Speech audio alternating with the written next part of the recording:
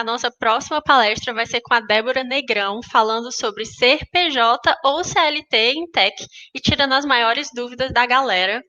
A Débora é formada em Economia pela PUC-MG e tem MBA em Gestão Empresarial pela FGV. Atua há mais de 10 anos ajudando pessoas e empresas a se organizar gerencialmente por meio de consultorias, palestras, cursos e workshops nas áreas de finanças, marketing, gestão de pessoas e inovação.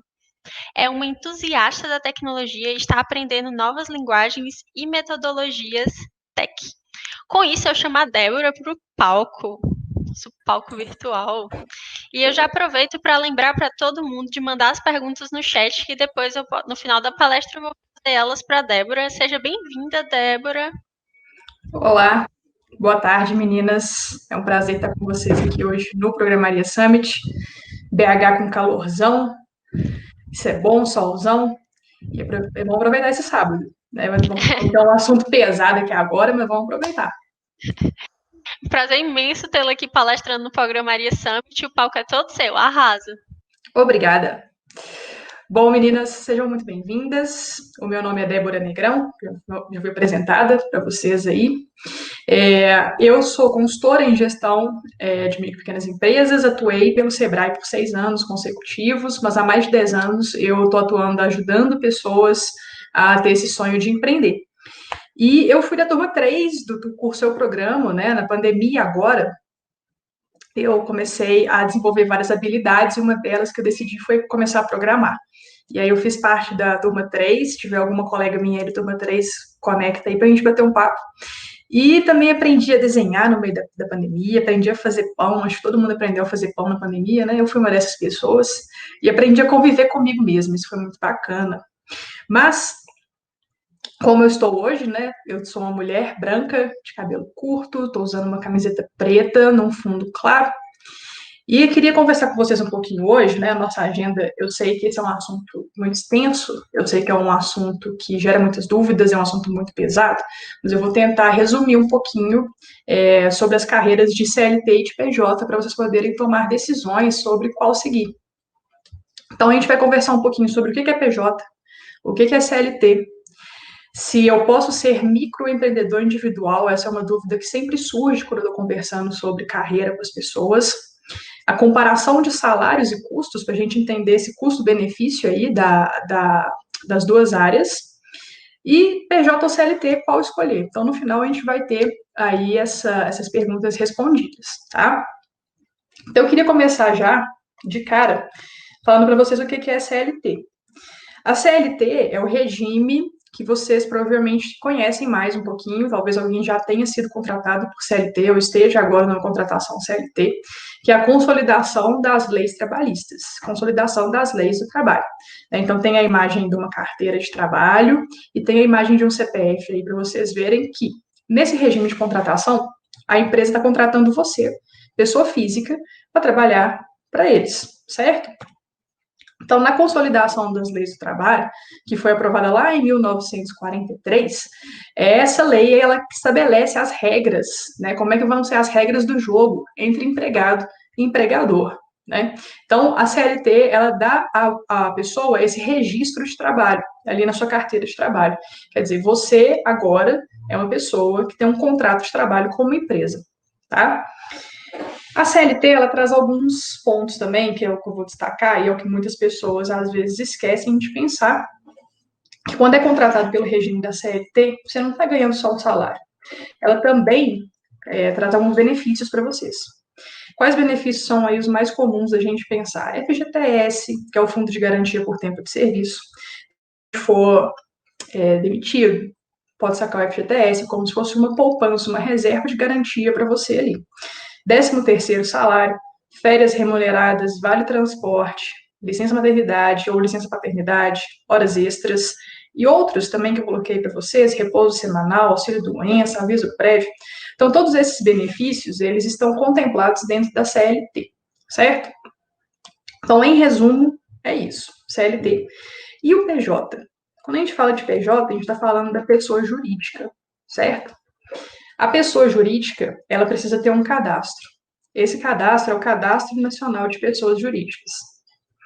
O Cadastro Nacional de Pessoas Jurídicas nada mais é do que você abrindo uma empresa.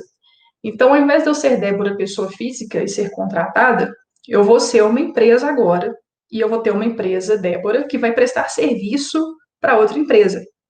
Aí, às vezes, as pessoas ficam assim comigo, nossa, Débora, mas abrir empresa é uma coisa muito grandiosa, nova. Não, gente, calma. Abrir empresa não é uma coisa tão grandiosa. Abrir empresa é você ter esse cadastro de pessoa jurídica, certo? Ele é o registro da empresa e é ele que comprova lá, ó, que a empresa existe e pode operar normalmente. Então, nesse tipo de regime, você, enquanto empresa, vai prestar serviço para outra empresa. Olha só que bacana. Isso é uma oportunidade, tá? Por que que ser PJ pode ser uma oportunidade muito boa para vocês? Porque muitas vagas de TI, elas são direcionadas para profissionais que são pessoas jurídicas, que são empresas. Por que que as empresas, às vezes, preferem contratar uma pessoa jurídica? Ela prefere contratar uma pessoa jurídica, primeiro, porque às vezes pode ser que ela precise de um profissional para um projeto muito específico, muito pontual, certo? E aí eles fazem essa opção por uma pessoa jurídica. Pode ser que eles aceitem contratar uma pessoa jurídica, porque nós vamos ver aqui que na relação entre encargos, para a empresa contratante é muito menor do que te contratar como CLT, tá? Então, são oportunidades que vocês podem alcançar sendo PJ.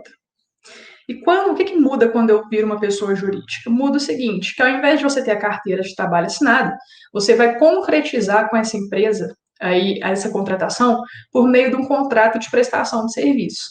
Então, você vai ser uma empresa que vai elaborar um contrato de prestação de serviços para outra empresa te contratar. É isso, certo? Sem dor, sem muita complicação. Só que quando você vai ser PJ, muda uma coisinha também, que você precisa aprender a ser mais organizado.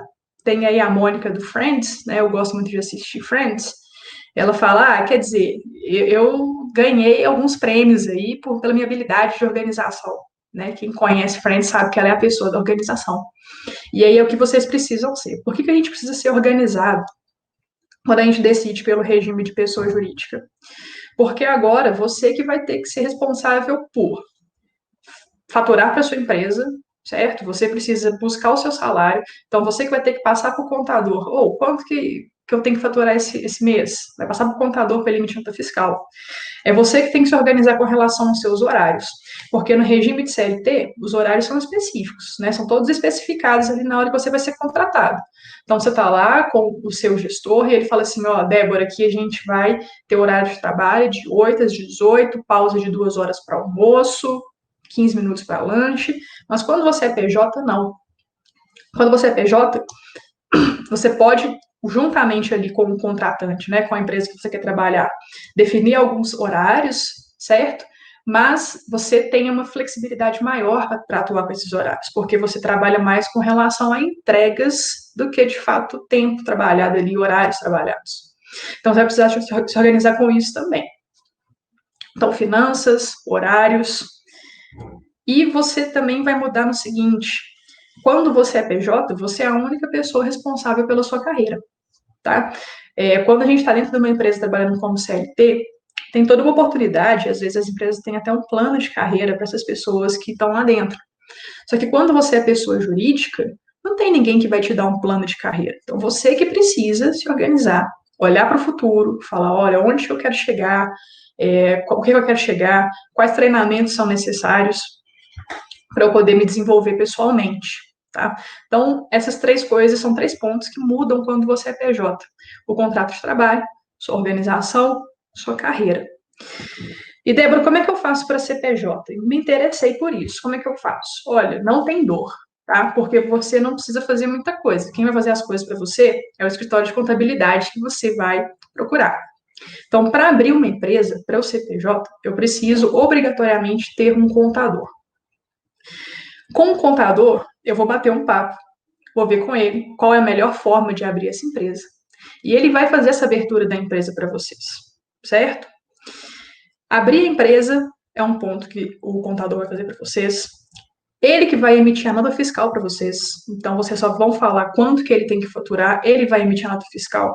E não se preocupem, porque é ele que vai se encarregar de emitir as guias de impostos, os tributos que vocês vão pagar. como PJ, tá? Então, um passo muito importante para quem quer seguir carreira como pessoa jurídica, que quiser empreender, é ter um bom escritório de contabilidade. E tem vários. Tem escritório de contabilidade na cidade de vocês, tem escritório de contabilidade. Tem escritórios de contabilidade que são virtuais, tem algumas empresas, algumas startups também de contabilidade, tipo Contabilizei, Agiliza, que também fazem esse papel. Então, buscar o contador vai ser muito importante, porque ele vai ser seu maior aliado enquanto pessoa jurídica, tá? E ele que vai definir, junto com você, qual forma da empresa que vocês vão abrir. E aí tem muita gente que me pergunta assim, Débora, microempreendedor individual é uma boa?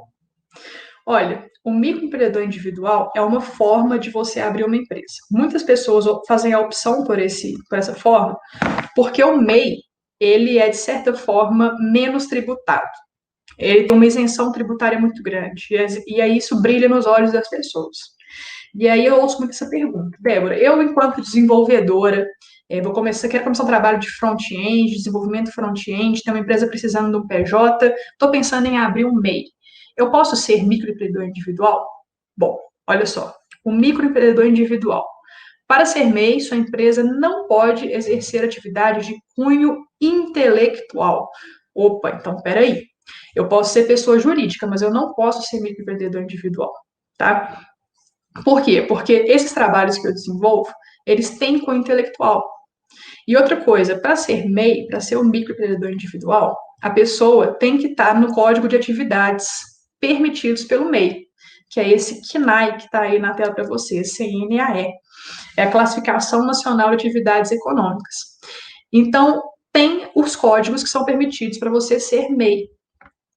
Mas aí as pessoas ainda insistem e falam assim, Débora, olha só, eu encontrei lá no KENAI esse código aqui. Esse código fala o seguinte, treinamento em informática. E eu acho que eu me enquadro nisso. Porque informática, mexo com computador, tal, posso ser MEI. Aí que tá, você vai lá na descrição das atividades desse código e tá lá escrito o seguinte, olha só, quem pode ser MEI nesse código? Quem dá aulas de informática, quem trabalha com ensino de computador, ensino de informática, microcomputador, ensino de tecnologias da informação e acesso à internet. Isso aí é o que você vai fazer? Se for só isso, tudo bem, você pode ser MEI. Mas se não, se for trabalhar com desenvolvimento, se for trabalhar como UX, você não pode ser MEI, porque você vai utilizar as atividades de cunho intelectual, tá? Por que eu chamo muita atenção para o MEI? Porque eu já vi empresas no LinkedIn, quando eu estava no LinkedIn zapeando, eu já vi empresas querendo contratar PJs e falando o seguinte, olha, eu contrato MEI e ainda ajudo você a abrir o MEI se você quiser trabalhar comigo como desenvolvedor. E isso é meio problemático, porque a empresa, porque se a Receita descobrir que você está trabalhando como MEI, mas a sua atividade não é de MEI, vai sobrar aí para você. A empresa que está te contratando não vai sobrar para ela, tá? Então você que vai ter que arcar com todas as responsabilidades, com todos os custos envolvidos nisso daí, certo? E outra coisa, se você não estiver com a classificação, esse KNAI, né, essa classificação de atividade correta, algumas empresas não vão te contratar, porque elas também têm que fazer essa conexão de KNAI na hora da contratação, tá? Então, resumindo, posso ser MEI?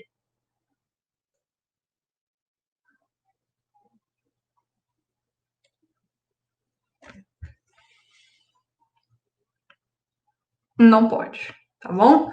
Ficou aí a dona Lola, do irmão de Jorel, falando para vocês que não pode ser MEI, combinado? Então, você vai ser o quê? Você vai ser uma microempresa, tá? E aí vem a pergunta. Legal, já entendi o que é CLT, já entendi o que é o PJ, mas qual que eu escolho? Ó, vou tirar a apresentação um pouquinho, porque a Ana Chan pediu para trazer para vocês essa comparação aqui. Vocês estão pegando aí minha tela? CLT e PJ? Tá dando para ver aí? Legal. Ok. Então vamos fazer umas comparações com números. Débora, como é que fica essa relação de impostos? Como é que fica essa relação de salários para quem é CLT e PJ? Olha só. Vamos imaginar que você está no regime de CLT, ok? Então, eu vou ser contratado como carteira assinada. Aqui em BH, Uma pessoa júnior de carteira assinada na área de desenvolvimento ganha em média R$ 3.000. Beleza, 3 mil. Quem já trabalhou com carteira assinada já viu lá que tem alguns descontos em cima desse salário bruto. Né? Assim, nossa senhora, quem quer esse INSS, por que ele pega todo o meu dinheiro? Não é isso? Então, olha só. Vou colocar aqui os descontos. Em cima dos 3 mil, um desconto de INSS, o desconto de imposto de renda, e variando de empresa para empresa, a gente tem outros descontos também que podem acontecer, tá? Quais outros descontos, por exemplo? Às vezes a empresa tem um plano de saúde que ela desconta uma parte do funcionário, alimentação e etc. Então, o salário líquido aqui vai ficar em 2.623. Então, esse é o salário final. Aí você fala assim, Débora, deixa eu ver como PJ, então, se eu ganhar 3 mil. Beleza, PJ 3 mil. PJ você não ganha um salário, você emite uma nota fiscal, porque você é uma empresa. Lembra disso? Então, você emite a nota fiscal de 3 mil. Em cima dessa nota, o seu contador vai calcular os impostos sobre os 3 mil e vai te mandar. Esses impostos, para quem é PJ, para quem presta serviço, eles variam. Eles variam de 6% a 32%. No caso de vocês, não vai chegar nesses 32%, muito pouco provável. Vai ser entre 6% e 15,5%. Os 15,5% também vou achar pouquíssimo improvável, vai ficar mais perto dos 6%, tá? Não se preocupem com isso, porque é o contador que tem que falar com vocês quanto vocês vão arrecadar de impostos, tá bom? Você também vai pagar o INSS, porque você continua contribuindo com a Previdência Social, e você vai pagar contabilidade.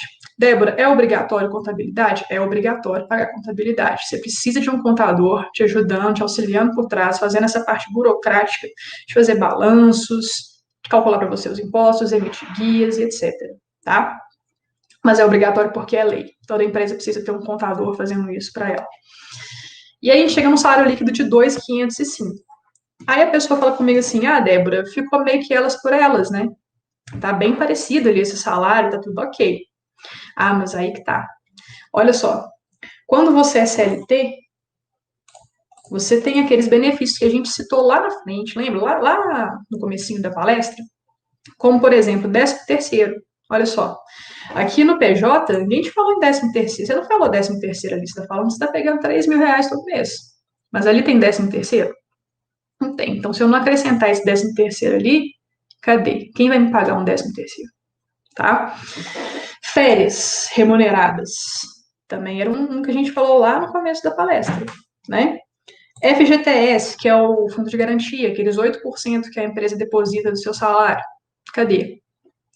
Plano de saúde, alimentação, refeição, que a empresa muitas vezes fornece, tá? Então, se a gente juntar isso daqui, fora outros benefícios que existem, olha só, seu salário, na verdade, ele vai de 2.623, mas para 3.604 com benefícios.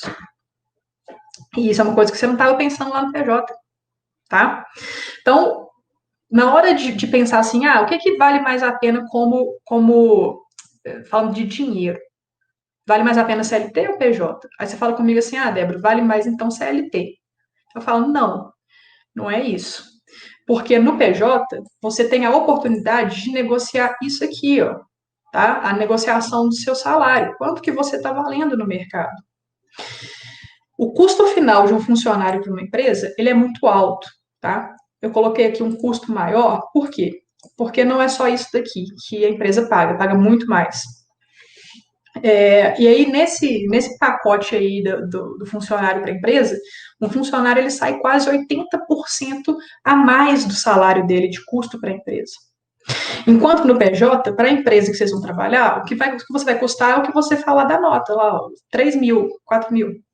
Então, gente, não tenham medo como PJ de negociar esse salário de vocês, certo? Por que negociar esse salário? Porque você quer ter isso daqui também, ó. Você quer ter 13º, você quer ter férias, você quer ter ali dinheiro para pagar seu plano de saúde, você quer ter alimentação, dinheiro para alimentação. Então, como PJ, a negociação salarial é muito importante para vocês, tá? Isso em termos aqui que a gente está falando de dinheiro. Fechado? Então, vou voltar para a nossa apresentação aqui. Então, CLT ou PJ, qual escolher? Então, quando a gente está falando desse salário e custos, é importante eu ter como base e aí até as meninas da palestra passada falaram um pouquinho, quanto que uma pessoa na minha posição ganha, né?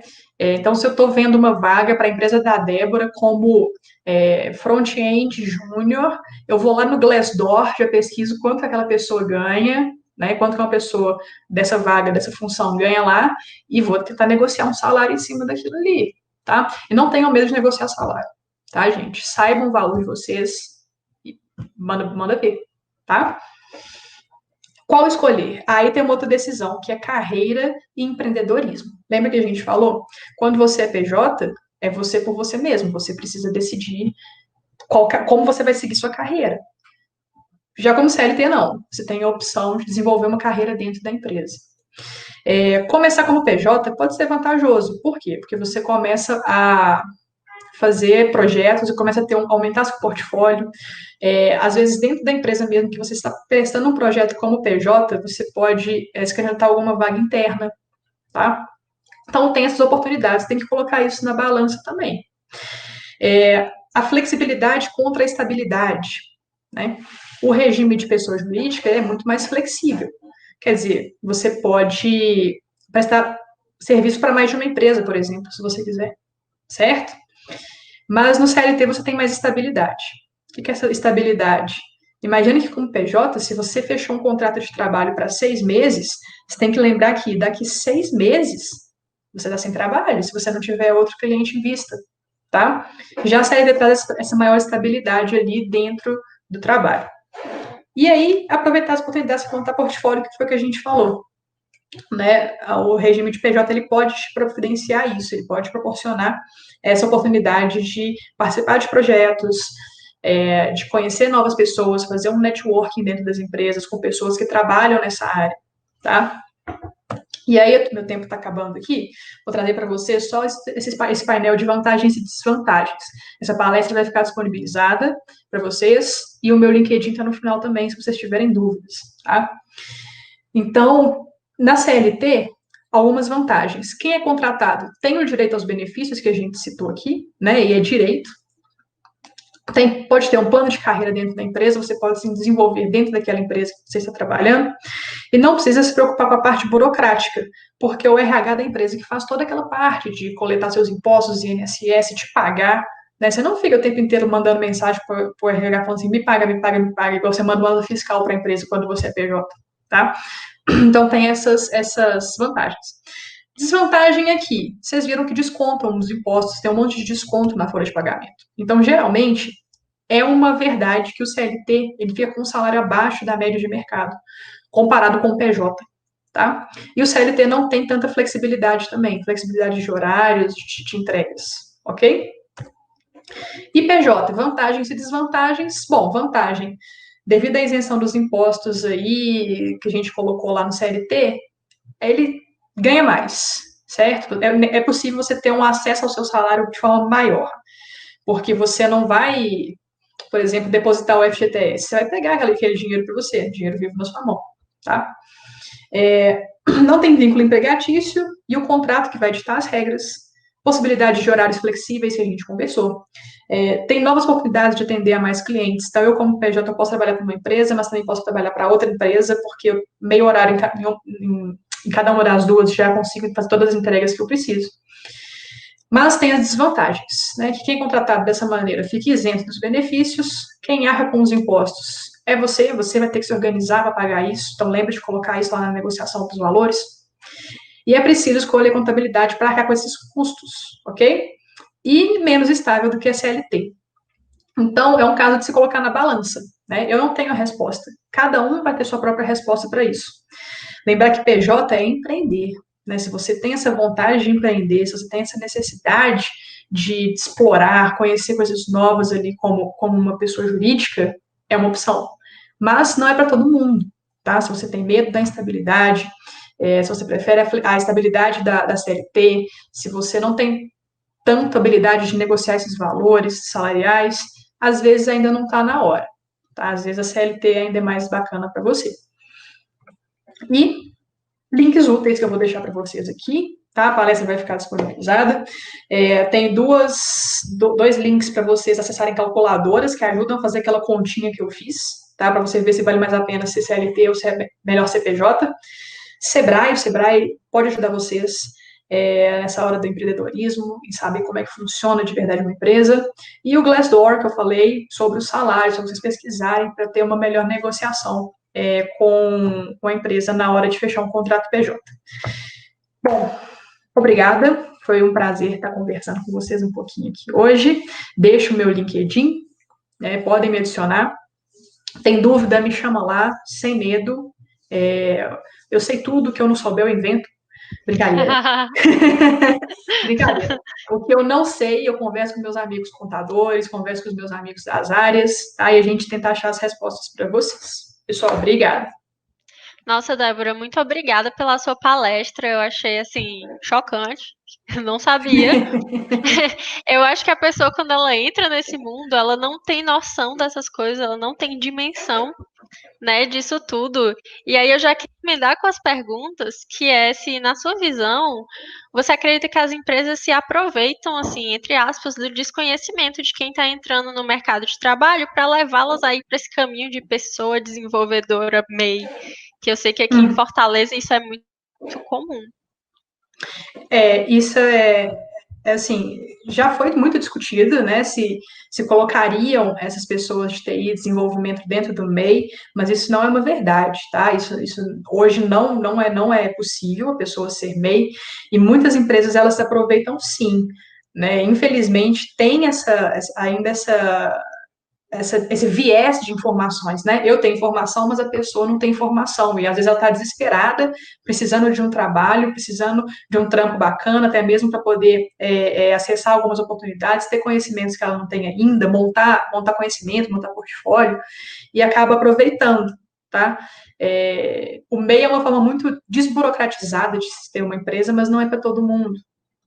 E assim, para as empresas, contratar um PJ é vantagem em muitos momentos, né? O que é desvantagem para uma empresa contratar um PJ, por exemplo, é que ela perde o controle em cima da pessoa jurídica, porque não é um vínculo empregatício. Mas para elas, em termos de custo, é uma coisa, assim, é o melhor dos mundos, seria o melhor dos mundos, se todo mundo fosse. Mas não é para ser assim, né? Então, pessoal, toma cuidado, tá?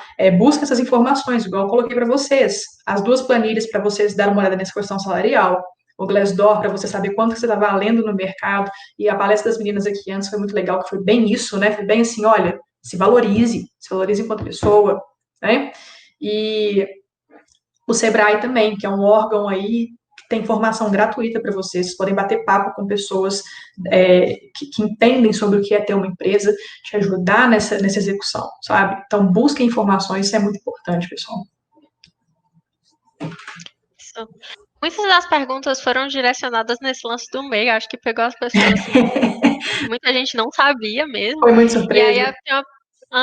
tem uma pergunta aqui que é o que pode acontecer se a pessoa for pega pela Receita, né, desenvolvendo uma atividade dessa que ela não poderia, e se a pessoa quiser sair da ilegalidade, como sair de MEI para um regime de PJ comum, né? Ok. A pessoa, ela pode sair de MEI para uma empresa, ela pode a qualquer momento informar para a Receita que ela vai fazer essa transição, tá? Mas essa transição, ela ocorre numa janela específica ali em janeiro, certo? Mas você a qualquer momento pode já falar para a Receita, falar, olha, vou sair de MEI, vou virar microempresa. E o que acontece se você for MEI e a Receita te pegar? O que acontece é que você vai ter uma multa, porque vamos colocar assim, que você fiscalmente não cumpriu com as obrigações do jeito que você deveria ter cumprido. E se você é pego, essa multa ela pode chegar até 150% retroativo do que você deveria ter recolhido, certo? Então, imagina que se a Receita te pega agora no final do ano, ela vai voltar de dezembro até janeiro, vai falar assim, ó, você deveria ter recolhido X de imposto, ainda vou te dar uma multa em cima desse imposto. E aí ela te manda direto para a microempresa, certo?